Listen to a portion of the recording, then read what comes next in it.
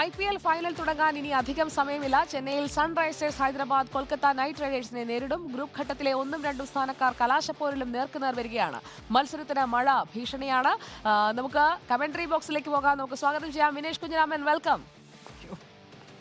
അപ്പോൾ കമന്ററി ബോക്സിൽ ഇന്ന് നമുക്ക് പരിശോധിക്കേണ്ടത് വളരെ പ്രധാനപ്പെട്ട ഒരു മത്സരത്തിന്റെ കാര്യങ്ങളാണ്. നമ്മളിങ്ങനെ ആവേശത്തോടെ ഓരോ ഘട്ടവും പിന്നിടുമ്പോൾ എങ്ങനെയാണ് പോയിന്റ് നില, ആരാണ് മുന്നിൽ എന്നൊക്കെ പ്രേക്ഷകരെ അറിയിച്ചുകൊണ്ടിരിക്കുകയായിരുന്നു. അതെ, നമുക്ക് രാജസ്ഥാനിൽ ഒരു പ്രതീക്ഷയുണ്ടായിരുന്നു, വലിയ പ്രതീക്ഷയുണ്ടായിരുന്നു. മലയാളികൾക്കൊക്കെ, എല്ലാവർക്കും എന്നല്ല, ഈ കൊൽക്കത്ത ഇഷ്ടപ്പെടുന്ന ഒരുപാട് ആളുകളുണ്ട്, മുംബൈ ഇഷ്ടപ്പെടുന്ന, ചെന്നൈ ഇഷ്ടപ്പെടുന്ന ആളുകളുണ്ട്. പക്ഷേ സഞ്ജു ഉള്ളത് കൊണ്ട് രാജസ്ഥാനോട് ഒരല്പം ഇഷ്ടമുള്ള കുറേ അധികം ആളുകൾ ഇവിടെയുണ്ട്. പക്ഷേ നിർഭാഗ്യവശാൽ ഏതായാലും രണ്ടാമത്തെ ക്വാളിഫയറിൽ തോൽറ്റ് രാജസ്ഥാൻ പുറത്തായിരിക്കുകയാണ്. ഇന്നത്തെ മത്സരം സൺറൈസേഴ്സ് ഹൈദരാബാദ് അതുപോലെ തന്നെ കൊൽക്കത്ത നൈറ്റ് റൈഡേഴ്സ് പോയിന്റ് പട്ടികയിൽ 1-2 സ്ഥാനത്തെത്തിയ രണ്ട് ടീമുകൾ നേർക്കുനേർ വരുന്നു. ആർക്കും വിജയിക്കാവുന്ന ഒരു സാഹചര്യം തന്നെയുണ്ട്. കാരണം തുല്യ ശക്തികളാണ് എന്ന് തന്നെ പറയാം. ഈ ടൂർണമെന്റിൽ ഏറ്റവും ഗംഭീരമായി കളിച്ചത് തീർച്ചയായും കൊൽക്കത്ത തന്നെയാണ്. കൊൽക്കത്ത പോയിന്റ് പട്ടികയിൽ 1-ാം സ്ഥാനത്തെത്തി. അവസാന മത്സരത്തിലെ വിജയത്തിലോടുകൂടി ഹൈദരാബാദ് രാജസ്ഥാനെ പിന്തള്ളിക്കൊണ്ട് 2-ാം സ്ഥാനത്തേക്ക് വന്നു. ഏതായാലും 1-2 സ്ഥാനത്ത് വന്ന ടീമുകൾ, ഈ രണ്ട് ടീമുകളുടെ നേർക്കുനേർ പോരാട്ടത്തിന്റെ ചിത്രമാണ് ഇപ്പോൾ സ്ക്രീനിൽ കാണുന്നത്. ആകെ 27 മത്സരങ്ങൾ, അതായത് 2013 സൺറൈസേഴ്സ് ഹൈദരാബാദ് ആദ്യമായി IPL കളിക്കാൻ വരുന്നത്. കൊൽക്കത്ത ആദ്യ സീസൺ മുതലുണ്ട്.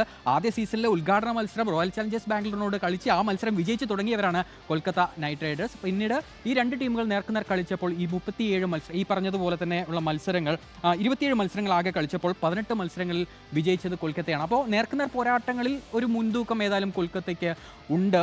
മറുവശത്ത് 9 മത്സരങ്ങളിലാണ് ഹൈദരാബാദിനെ വിജയിക്കാൻ കഴിഞ്ഞിട്ടുള്ളത്. ഇനി ഈ സീസണിലേക്ക് വരികയാണെങ്കിൽ ഈ സീസണിൽ 2 മത്സരങ്ങളിൽ ഇതിനോടകം 2 ടീമുകൾ നേർക്കുനേർ വന്നിട്ടുണ്ട്. ഒന്നാമത്തെ ക്വാളിഫയർ ആണ്. അതിനു മുൻപ് ഈ ലീഗ് ഘട്ടത്തിൽ, ഗ്രൂപ്പ് ഘട്ടത്തിലും ഈ 2 ടീമുകൾ മുഖാമുഖം വന്നിട്ടുണ്ട്. അതിലെ ആദ്യത്തെ മത്സരത്തിൽ നല്ലൊരു പോരാട്ടം കണ്ടിരുന്നു. ആദ്യത്തെ മത്സരത്തിന്റെ സ്കോർ കാർഡ് എങ്ങനെയായിരുന്നു, ആ മത്സരത്തിന്റെ റിസൾട്ട് എന്ന് നമുക്ക് നോക്കാവുന്നതാണ്. ഈ കാണുന്നത് പോലെയാണ്. മാർച്ച് 23 ഒരു പ്രത്യേകതയുണ്ട്. 2003 ലോകകപ്പ് ഫൈനലിൽ ഇന്ത്യ പരാജയപ്പെട്ട ദിവസമാണ് മാർച്ച് 23. എനിക്ക് എപ്പോഴും മനസ്സിലുള്ളതുകൊണ്ട് ആ ഡേറ്റ് കാണാൻ പറയാതെ പറഞ്ഞു പോകുന്നത് കേട്ടോ. അപ്പോൾ ആ മത്സരത്തിൽ കൊൽക്കത്തയായിരുന്നു ആദ്യം ബാറ്റ് ചെയ്തത്.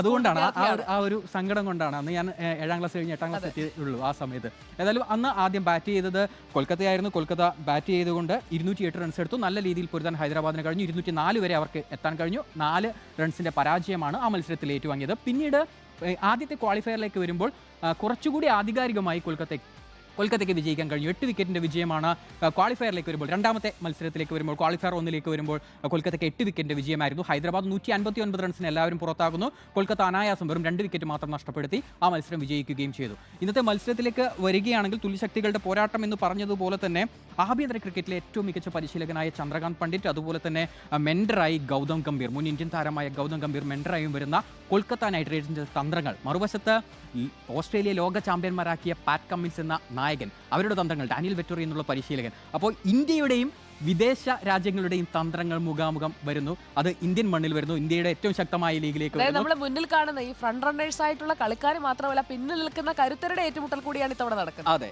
നമുക്ക് ഏതായാലും സോണി ചെറുവത്തൂർ കൂടി നമ്മൾ അതിഥിയായി ഇപ്പോൾ ചേരുകയാണ്. ശ്രീ സോണി ചെറുവത്തൂർ, ഏതായാലും ഇന്ന് നിർണായകമായ ഒരു മത്സരത്തിലേക്ക് പോവുകയാണ്. കൊൽക്കത്ത അതുപോലെ തന്നെ ഹൈദരാബാദ്. ശരിക്ക് ഈ കളത്തിലേക്ക് വരുമ്പോൾ ഈ തന്ത്രങ്ങളുടെ ഒരു പോരാട്ടം കൂടി ആകില്ല ഇന്നത്തെ മത്സരത്തിലേക്ക്. പ്രത്യേകിച്ച് പാറ്റ് കമ്മിൻസ് ഒരു വശത്ത് നിൽക്കുന്നു, മറുവശത്ത് ചന്ദ്രകാന്ത് പണ്ഡിറ്റിനെ പോലെയുള്ള ഒരാളുണ്ട്, അതുപോലെ തന്നെ ഗൗതം ഗംഭീറുണ്ട് മെൻഡറായി. അപ്പോൾ ഈ തന്ത്രങ്ങളുടെ പോരാട്ടത്തിൽ ആര് വിജയിക്കുമെന്നാണ് നമുക്കിപ്പോൾ പ്രവചിക്കാൻ കഴിയുമോ? യാതൊരു സംശയം, താങ്കൾ സൂചിപ്പിച്ച പോലെ തന്നെ ടീമുകളുടെ പ്ലേയേഴ്സിന്റെ ആ ഒരു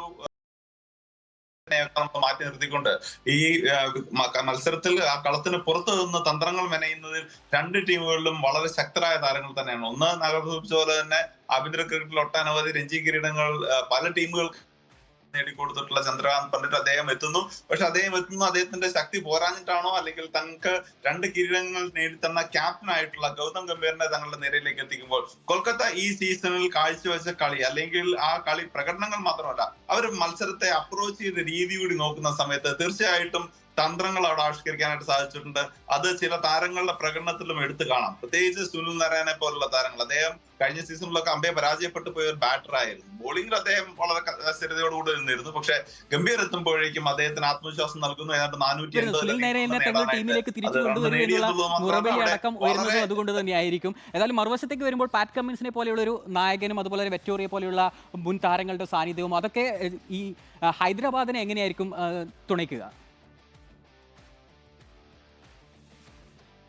പ്രത്യേകിച്ച് മത്സര സമയത്ത് തന്നെ ഏത് സാഹചര്യങ്ങൾക്ക് ഏത് തരത്തിലുള്ള താരങ്ങളെയാണ് തങ്ങൾക്ക് ഉപയോഗിക്കാൻ സാധിക്കുക എന്നുള്ളത് എനിക്ക് തോന്നുന്നു ക്വാളിഫയർ 2-ൽ പോലും നമുക്ക് കാണാനായിട്ട് സാധിച്ചിട്ടുണ്ട്. അഭിഷേക് ശർമ്മ ഈ ടൂർണമെന്റിൽ അത്ര തന്നെ ബോളി ചെയ്യാത്ത ഒരു താരമായിരുന്നു. അദ്ദേഹത്തെ കൊണ്ട് എറിയിക്കാൻ പ്രത്യേകിച്ച് ഒരല്പം ടേൺ കണ്ടെത്താൻ സാധിക്കുമ്പോൾ അങ്ങനെ എറിയുന്നു. എന്തൊക്കെ തരത്തിലുള്ള ബോളുകളാണ് കൂടുതൽ തങ്ങളുടെ ബോളേഴ്സ് എറിയേണ്ടത് എന്നുള്ളത് പ്രത്യേകിച്ച് അത്തരത്തിലുള്ള തന്ത്രങ്ങൾ പോലും പാറ്റ് കമിൻസിൽ നിന്ന് നായകനും നമുക്ക് കാണാനായിട്ട് സാധിച്ചിട്ടുണ്ട്. പ്രത്യേകിച്ച് സ്ലോ ബൗൺസറിന്റെ കാര്യത്തിൽ. ബാറ്റേഴ്സിന്റെ കാര്യം എടുത്ത് പരിശോധിക്കുന്ന സമയത്ത് രണ്ട് ഇടയ്ക്ക് ബാറ്റേഴ്സ് ഈ ആ മത്സരത്തിന്റെ ആ ഒരു ടോൺ സെറ്റ് ചെയ്യുന്നത് പലപ്പോഴും കണ്ടിട്ടുണ്ട്.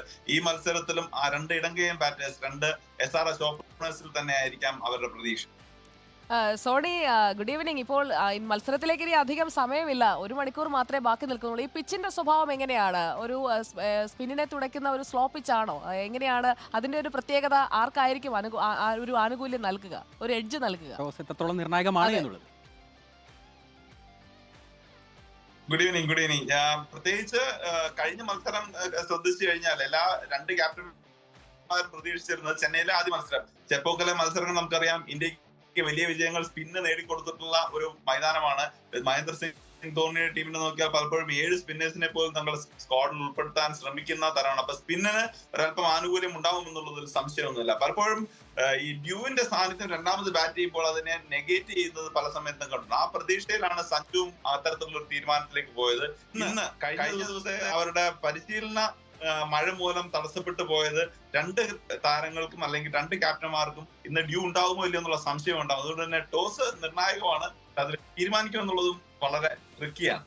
ഈ ഹൈദരാബാദിലേക്ക് വരികയാണെങ്കിൽ അവിടെ ഒരു പിടി സ്ഫോടനാത്മക ബാറ്റിംഗ് കാഴ്ചവെക്കുന്ന താരങ്ങളാണ്. ഇപ്പോൾ ഈ ടൂർണമെന്റിന് ഏറ്റവും മികച്ച രീതിയിൽ കളിച്ചവരാണ് ബാറ്റിങ്ങിലേക്ക് വരുമ്പോൾ. ട്രാവിസ് ഹെഡ് ആയാലും ക്ലാസനായാലും അഭിഷേക് ആയാലും ഒക്കെ തന്നെയും. പക്ഷേ ഈ ട്രാവിസ് ഹെഡിന് ഈ സ്റ്റാർക്കിനെ നേരിടുന്നതിൽ ഒരു ബുദ്ധിമുട്ട് നമുക്ക് കാണാൻ കഴിയുന്നുണ്ട്. ഇന്നിപ്പോൾ മറുവശത്ത് കൊൽക്കത്തയിലേക്ക് വരികയാണെങ്കിൽ അവിടുത്തെ ഏറ്റവും വില കൂടിയ താരമാണ് സ്റ്റാർക്ക്. അപ്പോൾ ഈ സ്റ്റാർക്കിൻ്റെ ബോളിങ്ങും ട്രാവിസ് ഹെഡിൻ്റെ ബാറ്റിങ്ങും ഇവർ തമ്മിലുള്ളൊരു പോരാട്ടം എങ്ങനെയായിരിക്കും എന്നാണ് കരുതുന്നത്? അല്ല, സത്യത്തിൽ മിച്ചൽ സ്റ്റാർക്കിനെ പോലുള്ള താരത്തിന് ഇത്രയും വില കൊടുത്തിട്ട് അദ്ദേഹം ടൂർണമെന്റ് തുടക്കത്തിൽ അത്ര ഗംഭീരമായിട്ട് പ്രകടനം കാഴ്ചവെക്കാതെ അദ്ദേഹം അല്പം എക്സ്പെൻസീവ് ആയി പോകുന്നതൊക്കെ കണ്ടിരുന്നു.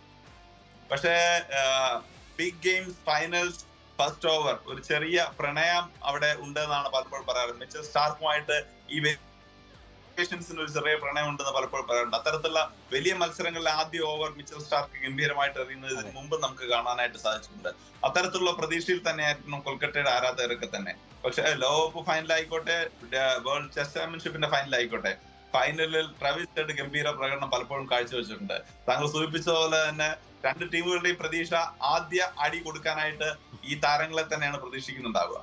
റൈറ്റ്, അതാണ്. ഏതായാലും ഈ പോരാട്ടത്തിൽ ആര് വിജയിക്കുമെന്നാണ്. വലിയ വേദികളിൽ, ലോകവേദികളിലേക്ക് വരുമ്പോൾ ഏറ്റവും മികച്ച രീതിയിൽ കളിക്കുന്ന താരങ്ങളുടെ സാന്നിധ്യം, പ്രത്യേകിച്ച് ഓസ്ട്രേലിയൻ താരങ്ങളുടെ സാന്നിധ്യം രണ്ട് ടീമിലുണ്ട്. വളരെ നന്ദി. ഏതായാലും ഈ ഒരു ഘട്ടത്തിൽ ഇനിയിപ്പോൾ അത്രേ ഉള്ളൂ സമയം, 1 മണിക്കൂറും 20 മിനിറ്റേ ഉള്ളൂ കളി തുടങ്ങാൻ. നമുക്കപ്പോൾ കളി ആവേശത്തിനായി പ്രേക്ഷകരും കാത്തിരിക്കുകയാണ്. Thank you Soni Cheruvathur for joining us.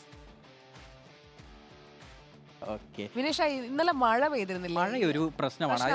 ഒരു പ്രവചനമുണ്ട്, അതായത് ഉറപ്പില്ല, ഒരു ന്യൂനമർദ്ദത്തിന്റെ ഒരു സാന്നിധ്യമാണ് കാണുന്നത്. കൊൽക്കത്തയ്ക്ക് ഇന്നലെ നെറ്റ് പ്രാക്ടീസിന് സാധ്യതയില്ല. 7:30 ആകുമ്പോൾ ഒരു 5%, മഴ പെയ്യാനുള്ള സാധ്യത 5%, ഒരു 9:30 ആകുമ്പോഴേക്ക് അത് 8%-ലേക്ക് പോകുന്നു എന്നാണ് ഇപ്പോൾ കാലാവസ്ഥ പ്രവചനമുള്ളത്. എന്താണെന്നല്ല, ഇനിയിപ്പോൾ കാലാവസ്ഥ മോശമാണ്, കളി ഉപേക്ഷിക്കേണ്ടി വരുന്നു എന്ന് വരിക. ഏതായാലും ഇന്നൊരു 2 മണിക്കൂർ കൂടി അധിക സമയം ഉണ്ടാവും. നിശ്ചിത സമയത്തിന് പുറമെ 2 മണിക്കൂർ കൂടി അധിക സമയമുണ്ടാവും.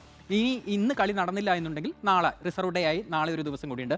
ഇന്ന് എവിടെയാണോ കളി അവസാനിപ്പിച്ചത് അവിടെ നിന്ന് തന്നെ നാളെ തുടങ്ങും. നാളെയും കൂടെ കഴിഞ്ഞു, നാളെയും ഇനി മഴ മുടക്കുകയാണ് എന്ന് കരുതുക. അങ്ങനെയായിരിക്കും ആരായിരിക്കും ചാമ്പ്യന്മാർ എന്നുള്ളൊരു ചോദ്യം ഉണ്ടല്ലോ, അത് കൊൽക്കത്തയായിരിക്കും. കാരണം പോയിന്റ് പട്ടികയിൽ അവരായിരുന്നു 1-ാം സ്ഥാനത്ത് വന്നത്. പോയിന്റ് പട്ടികയിൽ 1-ാം സ്ഥാനത്ത് വന്ന ടീം എന്നുള്ള നിലയിൽ കൊൽക്കത്ത ചാമ്പ്യന്മാരാകും. ഇന്നും നാളെയും കളി മഴ കളിച്ചാൽ കൊൽക്കത്തയ്ക്ക് ഈസി ആയിട്ട് 1-ാം സ്ഥാനം സ്വന്തമാക്കാം. IPL champion. അതിനൊരു ത്രില്ലില്ല, കളി നടക്കട്ടെ. അതാണ്. അപ്പോൾ നമുക്ക് IPL ആര് സ്വന്തമാക്കുമെന്നൊക്കെ നമ്മളിങ്ങനെ പറഞ്ഞുകൊണ്ടിരിക്കുന്നു. എന്താണ് വിനേഷിന്റെ ഒരു താല്പര്യം? എനിക്ക് സൺറൈസേഴ്സ് ഹൈദരാബാദ് നല്ലൊരു ടീമാണ്, പക്ഷേ കൊൽക്കത്തയോടൊരു ഇഷ്ടക്കൂടുതലുണ്ട്. പഴയ ഗാംഗുലി സ്നേഹമൊക്കെ ഉണ്ടായിരുന്നത് കൊണ്ട് കൊൽക്കത്തയോടൊരു ഇഷ്ടക്കൂടുതലുണ്ട്. ഈ IPL തുടങ്ങുന്ന കാലഘട്ടത്തിൽ ഞങ്ങളുടെ നാട്ടിലൊക്കെ എല്ലാവരും ചേർന്ന് ഫ്ലെക്സ് വെക്കുന്ന ഒരു പരിപാടി ഉണ്ടായിരുന്നു. അപ്പോൾ ഒരു വശത്ത് കൊൽക്കത്തയ്ക്ക് കുറേ ആരാധകരുണ്ട് ഗാംഗുലി ഉള്ളതുകൊണ്ട്, മറുവശത്ത് മുംബൈക്ക് ഒരുപാട് ആരാധകരുണ്ട്. പക്ഷേ ആ സമയത്ത് ഞാൻ സേവാഗിൻ്റെ ആളായിരുന്നു. ഞങ്ങൾ 4 പേര് ചേർന്ന് ഡൽഹി ഡെയർഡെവിൾസിൻ്റെ ഫ്ലെക്സ് വെച്ചൊരു കാലം ഉണ്ടായിരുന്നു. കൊൽക്കത്ത